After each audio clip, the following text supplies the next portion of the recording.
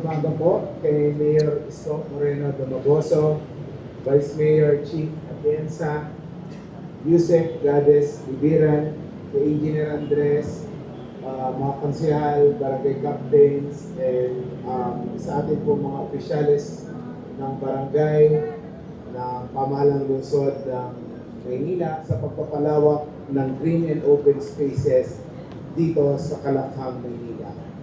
Ang proyekto po ito ay pinondohan mula sa Green program ng Department of Budget and Management at yung pong medyo, Yorme, Yusek Gades, kulang daw po yung pondo binigay niya para sa park na to.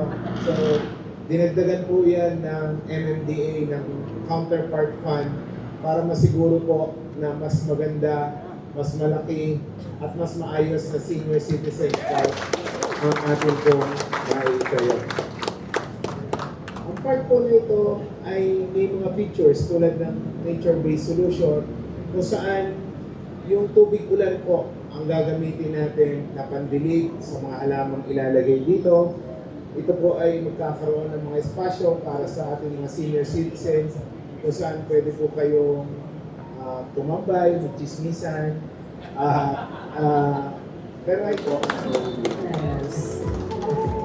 At sa pagkakataon po ito ay BBM ay pag-asa ng mga lokal na pamahalaan. Alam nyo, totoo po yung sinabi ni Yusek Hope kanina. There is a few billions of peso regularly for what we call the LGSF account. Itong pondo na ito ay ginagamit pangtulong ng Pangulo ng Bansa sa mga lokal na pamahalaan, particular na, halimbawa, may aberya. Ayan, ano ba, nasira ang tulay, dahil sa bagyo, o kailangan ng pagkain, and so on and so forth. Yan ang na-access na pondo. At the same time, LGSF also can be utilized for long-term program ng mga lokal na pamahalaan. At kung sila'y kinakapos at tukod na tukod sa pananalapi, maaaring humingi ng tulong ang lokal na pamahalaan sa DBM, Office of the President, through that particular fund. But that particular fund for 2026, because of what happened last year, the President Bongbong Marcos, opted to divert its goal from unnecessary or until resolved flood control scandal. Ang ginawa niya, in-empower niya ngayon yung mga lokal na pamahalaan by providing almost 400% growth sa pondo ng LGSF. So yun po yung sinasabi, palakpakan natin. Ang Skyway dumilig, naging mapanganib sa gabi sa nagmamaneho, tagahanap buhay at mamamayan ng Pandakan. Hindi lang dumilim, umalikabok. Araw-araw sinisimhot ng tao sa paligid dito ang alikabok at sementong natira sa open space nito. And that is hindi dahil ngayon lang yun. It's been here for the past 3 years. Open space. Nakatenga. May nagbalak pang magpatayo rito pero papel lang pala yun. Ay, hindi pala papel. Tarpaulin. But there is no papers, there is no project, there is no program. Now, nung ako po ang Manila, immediately I went to this area at night time. Sabi ko, alam niyo, huwag niyo nang hintayin na may tatawid na bata, may tatawid na matanda sa kalagitnaan nito at may maaksidente. Let's address this. Alaws na alaws tayo. Ano ang gagawin ko? But I did not stop there. So that's why, sabi ko kay Ramon ang, RSA, baka po pwede makisuyo naman. Total, nakapaghahanap buhay naman kayo sa Maynila. baka pwede, ilawan natin yung ilalim ng Skyway. Oh, ang puhunan ko lang doon, kapal ng mukha. Ang hindi ko naman ipinanghingi yung sarili ko. Mangyari ba? O tinugon. 20.8 million pesos ang binigay ni Ramona sa lungsod ng Maynila. Ano naging resulta? Lumiwanag ang boundary ng Manila hanggang dito sa dulo sa likod natin. Okay. Ang sisi, hindi kasya. Then I went to Chairman Artes. Sabi ko, pare, awa naman yung mga tagapandakan ko, masyado ng matikabo, perwisyo. Pwede ba, masikip kasi yung pandakan. Nasa Balagtas lang meron kami. Dito sa supposedly may court, bagong barangay, agad na wala na kaming open space. Sabi ko, baka pwede tayo magtayo doon sa mga paborito ko na senior citizen. Na kapag hapon, maga, lalo na mga alas 6 ng maga,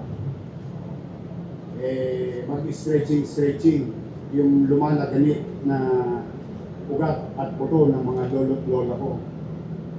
Gawa tayo ng senior citizen park wherein they can create their own activities, calisthenics and so on and so forth on a regular basis and create open green space. Tapos, alam mo yung Maynila, I think marami rin sa Pilipinas, mukhang laber ang itsura ni Dubiloso. Pero, ako maraming may aso sa amin, may pusa. Let's create a park for the first time and unique in the country wherein people, regular community, like Pandakan, they can bring their pet together in a park. Usually, nangyayari yan sa mayayamang subdivision, sa mayayamang komunidad. At mano pa sa ibang bansa. No? Talagang may pet park where people and animals can go and stroll around. Sabi ko dito, gawa tayo mismo para sa mga hayop.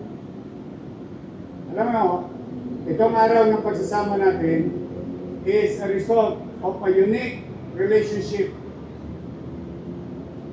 where local government and national government hindi lang nag-collaborate for social media content. Di ba yung the word collaboration pang social media? This is pure collaboration of resources of the national government and local government. Alam nga sinabi sa akin ni Artes, ni Chairman, ng MMDA, pare, sorry po sa akin yung pera. Dodobling ko. Walang local government nagsosoli ng pera. Wala. Magtanong kayo, maghanap kayo. Basta yung pera, pumasok na. Wala nang bawian. O tanong nyo sa mga barangay, pwede ko bang bawiin yung binigay ko? Wala na. O nasa na yun. So, we did. I trusted and I believe with Chairman Artes that he and the MMDA family will fulfill their commitment to the city of Manila. So, binigay namin sa kanya at totoo nangyari. Ito tayo ngayon. Anyway, baka nagmi-meeting si Presidente. Andiyan lang. Sa kanto, sa stoplight. Andiyan lang. Pwede ba palakpakan ninyo ng malakas baka makahingi pa ako? Yeah! Ang ating Pangulo ng Bansa, President Bongbong Marcos. O tingnan ninyo, ano pa? O lats ako. Dapat, meron akong ampalaya sa buhay. Tama ba? If there will be some bitterness, no? Tinalo ko nun dapat bitter ako. But I did not. Why? I set aside personal emotion. You focus on the job, on your responsibility. Walang politika. The same thing that I gave to other officials.